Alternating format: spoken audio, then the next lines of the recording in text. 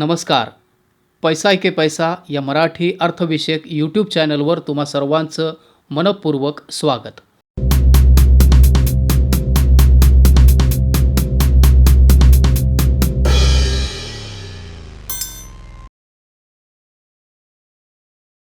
Actually आजचा विषय जो आहे तो पूर्ण इन्फॉर्मेटिव्ह आहे आणि खूप महत्त्वपूर्ण इन्फॉर्मेशन जे आहे ते आजच्या व्हिडिओमध्ये मी शेअर करणार आहे.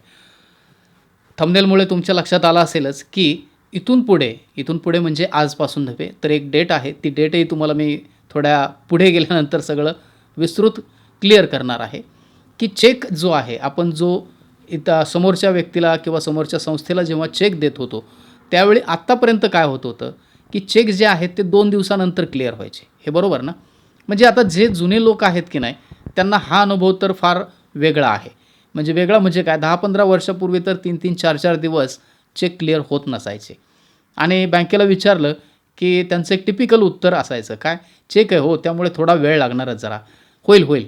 म्हणजे हे जे होत होतं तर ते RBIने काय केलं T+1 या पद्धतीने त्याचं एक लिमिटेशन ठेवलं, टाईम पिरियडचं लिमिट ठेवलं की ज्या दिवशी चेक दिला त्यानंतर दुसऱ्या दिवशी तो चेक क्लिअरन्सला गेला पाहिजे. मग त्यामुळे काय व्हायला लागलं की टाईम कमी झाला आणि नंतर मग तो 2 दिवसानंतर क्लिअर आपल्या अकाउंटला यायचा. मग तेही मध्ये सुट्टे वगैरे आले नाहीत तर. पण आता त्यामध्ये सुद्धा आणखीन चांगला बदल जो आहे तो रिझर्व्ह बँक ऑफ इंडियाकडून केला गेला आहे. म्हणजे त्यांनी दिलेलं जे नोटिफिकेशन आहे त्या नोटिफिकेशननुसार आता इथून पुढे म्हणजे ॲक्च्युली त्याची तारीख जी आहे ती तारीख आहे 4 ऑक्टोबर. 4 ऑक्टोबर यानंतर आता RBI जे आहे ते स्वतः ती प्रणाली जी आहे ती यूज करणार आहे. तर या प्रणालीमध्ये सुद्धा पुढे जाऊन RBIने आता बदल करायचं ठरवलं आहे. एक नवीन सिस्टम, नवीन प्रणाली जी आहे ती बँकिंग सिस्टममध्ये आणायचं ठरवलं आहे. तर बँकेला त्यांनी पाठवलेल्या नोटिफिकेशननुसार किंवा पब्लिक डोमेनमध्ये सुद्धा आता त्या नोटिफिकेशन आलेले आहेत की RBIने काय ठरवलं आहे. तर ठरवलं असं आहे की जर तुम्ही चेक एखाद्या बँकेमध्ये दिला म्हणजे तुम्ही प्रेझेंटिंग बँकेमध्ये आहात. म्हणजे माझा चेक आता मला एकाचा 10,000चा चेक आहे तो मला आता काय करायचा आहे समोर द्यायचा आहे. मग त्या बँकेमध्ये तो चेक मी दिल्यानंतर तो विदिन 3 आवर्स म्हणजे 3 तासामध्ये तो सेम डेला सुद्धा बरं का, म्हणजे असं नाही की 3 तास म्हणजे कुठलेही कधीचेही 3 तास, तर त्याचं टाईम लिमिट जे आहे ते सुद्धा पुढे ठरवून दिलेलं आहे. तर तुम्हाला थोडं ग्राफिकच्या माध्यमाने मी समजून सांगण्याचा प्रयत्न करेन. तर ह्या 3 तासामध्ये तो चेक जो आहे तो क्लिअर होईल किंवा क्लिअर करावा बँकांनी अशा पद्धतीचं नोटिफिकेशन जे आहे ते पब्लिक डोमेनमध्ये त्यांनी दिलेलं आहे. मग आता आधी एक गोष्ट समजून घेऊ की पूर्वी चेक क्लिअरन्स जे आहे ते कसं व्हायचं. तर तुम्हाला आता ते माहिती असेल कदाचित किंवा नसेल तर अगदी थोडक्यात सांगतो आणि काळजीपूर्वक ऐका. काय व्हायचं की एक असते प्रेझेंटिंग बँक ज्यामध्ये आपण चेक देतो, जमा करतो आणि दुसरी असते ड्रॉवी बँक.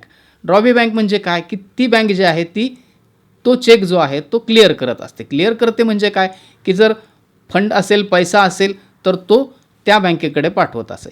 मग त्याच्या दरम्यान जे होत होतं ते काय होत होतं तर ही जी प्रेझेंटिंग बँक आहे ती बँक काय करायची की असेच वेगवेगळे चेक जे आहेत वेगवेगळ्या संस्थांचे, लोकांचे ते चेक जमा करायचे. त्या जमा केलेल्या चेकचं काय करायचं स्कॅनिंग करायचं. स्कॅनिंग करून ते कुठे पाठवायचं सेंट्रलाइज्ड आपली जी क्लिअरिंग हाऊस आहे म्हणजे RBIचंच म्हणजे CCH म्हणतात त्याला किंवा CCI सुद्धा म्हणतात, म्हणजेच सेंट्रलाइज्ड क्लिअरिंग इंटरफेस किंवा सेंट्रलाइज्ड क्लिअरिंग हाऊस.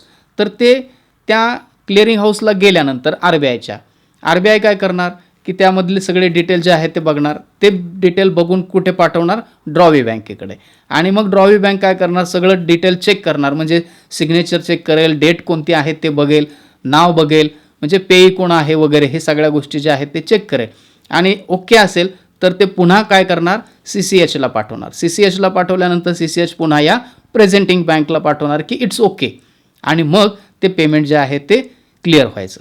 ही प्रोसेस असायची. लक्षात आला विषय.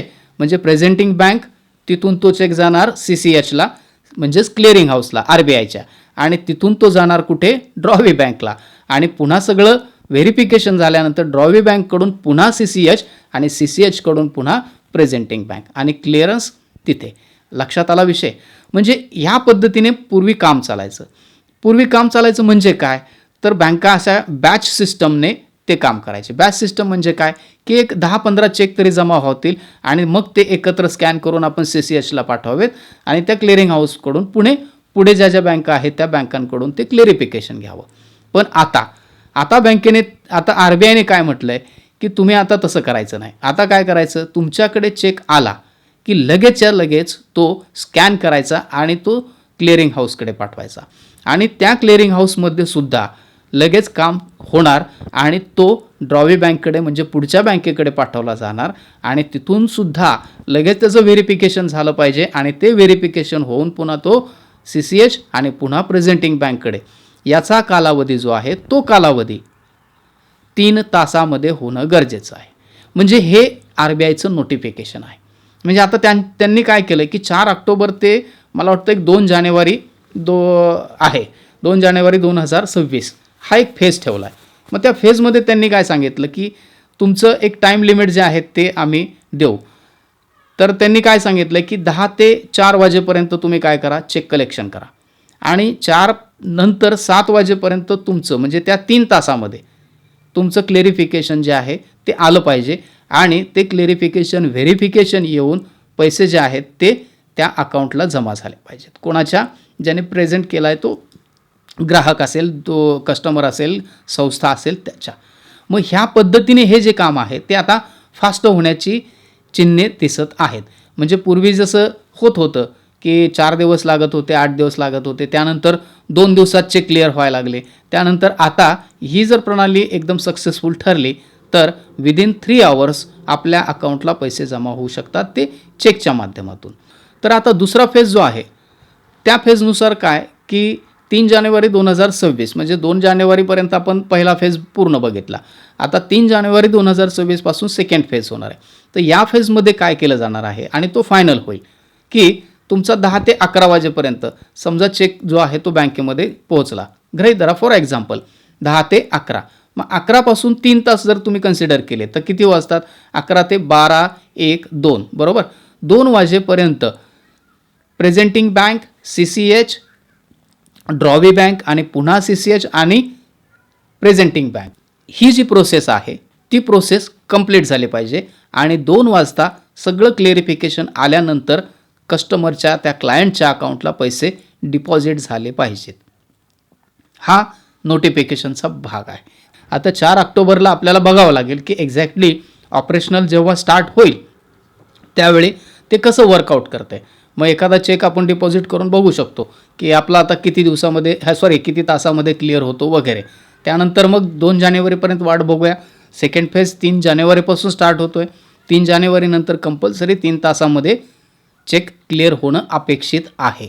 मग आता या प्रोसेसमधला एक ट्विस्ट जो आहे तो तुमच्या म्हणजे कदाचित डोक्यात विषय आला असेल किंवा तो एक प्रश्न कोणालाही पडू शकतो. काय की समजा म्हणतात ना की चेक ऑनर होणं किंवा डिसऑनर होणं म्हणजे काय की चेक रिजेक्ट होणं आपण म्हणतो बघा. तर तसा प्रकार जर घडत असेल तर ह्याच्यासाठी काय केलं आहे की जर एखाद्याने चेक दिला प्रेझेंटिंग बँकमध्ये आणि समोरच्या बँकेमध्ये त्याच्या अकाउंटला पैसेच नाहीत तर ती समोरची बँक काय सांगेल की ह्या अकाउंटला पैसे नाहीत त्यामुळे चेक जो आहे तो रिजेक्ट होतोय बरोबर. पण हे सुद्धा ते 3 तासाच्या आतमध्ये यांनी सांगितलं पाहिजे आणि जर या 3 तासामध्ये लक्षात घ्या अगदी महत्त्वपूर्ण आणि काळजीपूर्वक ऐका, त्या 3 तासाच्या प्रोसेसमध्ये या ड्रॉवी बँकेने जर CCHला आणि या प्रेझेंटिंग बँकला कळवलं नाही की अकाउंटला याच्या पैसे नाहीत त्यामुळे हा चेक रिजेक्ट होतोय, असं जर कळवलं नाही तर तो चेक अप्रूव्हल झाला असं गृहीत धरावं लागेल. लक्षात येतंय काय, म्हणजे तो अप्रूव्हल झाला असं गृहीत धरावं लागेल म्हणजे तो डिसऑनर करता येणार नाही. म्हणजे हे काम जे आहे ते कंपल्सरी बँकेला विदिन टाईम फ्रेम करावंच लागेल. जर पैसे असतील तर ओके म्हणून तो पुन्हा पाठवायचा CCH आणि प्रेझेंटिंगला. जर ओके नसेल, पैसे फंड नसेल त्याच्यामध्ये तर तुम्ही त्याला रिजेक्ट करा आणि रिजेक्टचा रिमार्कसुद्धा जो आहे तो CCHला आणि प्रेझेंटिंग बँकेला पाठवून द्या. म्हणजे ह्यामुळे काय की एक प्रॉम्प्ट ॲक्शन जे आहे ती विदिन 3 आवर्स जे आहे ती ह्या तिन्ही चेनमध्ये म्हणजे प्रेझेंटिंग बँक, CCH आणि ड्रॉवी बँक या तिन्हीमध्ये समन्वय साधण्याचं काम जे आहे ते झालं पाहिजे, हे या नोटिफिकेशनमधून क्लिअर होते. ह्या 3 तासाच्या कालावधीमध्ये सगळं प्रोसेसिंग पूर्ण झालं, मग समोरच्याच्या अकाउंटवरती पैसे कधी जमा होतील? मगाशी मी त्यात सांगितलं की जेवढ्या फास्ट प्रोसेस होतील त्याच्यानंतर 1 तासाच्या आत तुमच्या अकाउंटला पैसे जमा होणं हे कंपल्सरी आहे किंवा असं अपेक्षित आहे असं समजू शकतो. जर पण कंडिशनल काय असतं की एखादी मोठी अमाऊंट असेल, मोठी अमाऊंट असताना काय होतं की समोरच्याच्या आणि म्हणजे प्रेझेंटिंग आणि ड्रॉवे या दोन्ही बँकांचा काही त्यामध्ये जर असा संदेह असू शकतो की एवढी मोठी अमाऊंट जी आहे ती ट्रान्सफर करायची, मग त्यासाठी रिव्हेरिफिकेशनची गरज आहे, तर त्यावेळी मात्र थोडा कालावधी एक्स्ट्रा लागू शकतो, हे लक्षात घ्या. पण सर्वसाधारण अमाऊंटचे जे चेक आहेत ते मात्र 3 तासाच्या आत क्लिअर होऊन अकाउंटला पैसे येणं अपेक्षित आहे. चला, तर ही माहिती तुम्हाला कशी वाटली ते कमेंटमध्ये नक्की कळवा. आणि सगळ्यात महत्त्वाचं काय की 4 ऑक्टोबरनंतर आपण चेक दिल्यानंतर तो 3 तासात क्लिअर होईल या अपेक्षेने आपण ते ऑपरेशनल जे काय आहे त्याचा आपण अभ्यास करू शकतो. नक्कीच जर व्हिडिओ आवडला असेल तर व्हिडिओला लाईक करा आणि अशीच नवीन नवीन इन्फॉर्मेशन ज्यांना हवी असते, ज्यांना माहिती द्यावी असं तुम्हाला वाटतं, तर त्यांना तुम्ही हा व्हिडिओ न विसरता शेअर करा. आणि सगळ्यात महत्त्वाचं चॅनलला सबस्क्राईब करा.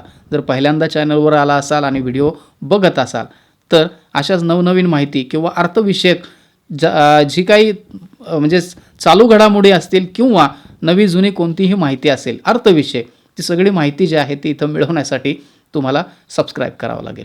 तर धन्यवाद. इथपर्यंत व्हिडिओ बघितल्याबद्दल काळजी घ्या आणि चेकचे व्यवहार जे आहेत ते आता सुटसुटीत होतील आणि कमी वेळेमध्ये होतील असं आपण अपेक्षा करूया. थँक्यू. धन्यवाद.